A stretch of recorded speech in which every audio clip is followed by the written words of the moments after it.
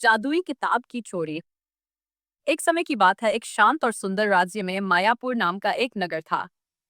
इस नगर की सबसे बड़ी धरोहर एक प्राचीन जादुई किताब थी, जिसे विद्याशक्ति ग्रंथ कहा जाता था।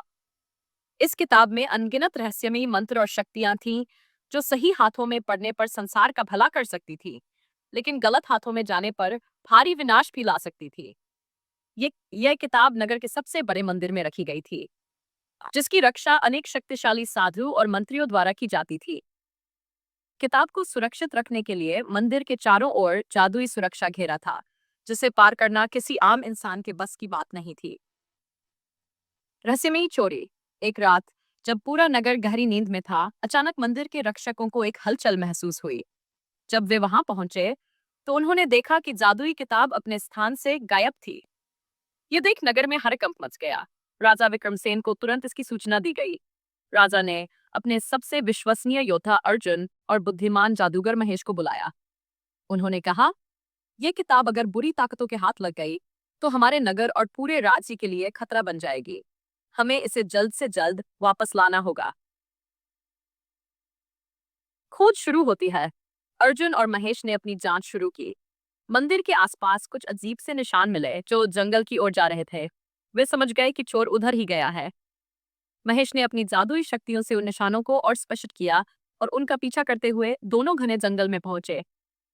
वहां उन्हें एक रहस्यमयी गुफा मिली। गुफा के भीतर जाने पर उन्होंने देखा कि एक काला जादूगर खालनेत्र वज़हरफिरा उस किताब का उपयोग कर अंधकार में शक्तियां प्राप्त करने की कोशिश कर रहा था। वह नगर को अपने वश में करना चाहता था और पूरी दुनिया पर राज करने की योजना बना रहा था।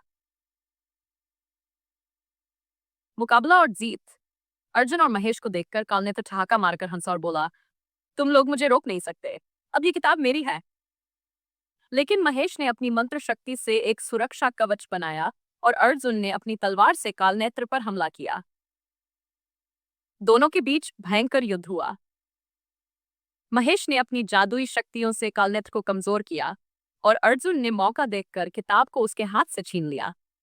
कालनेत्र गुस्से में चीखा और अपनी काली शक्ति से हमला किया, लेकिन महेश ने एक शक्तिशाली मंत्र पढ़ा, जिससे कालनेत्र की सारी शक्ति खत्म हो गई और वह राखा बनकर उड़ गया। वापसी और खुशी और महेश के तबक को वापस लेकर नगर लौटे। राजा विक्रमसेन और नगरवासियों ने उनका भव्य स्वागत किया। जादुई किताब को फिर से मंदिर में सुरक्षित रखा गया, और इस बार सुरक्षा और भी मजबूत कर दी गई।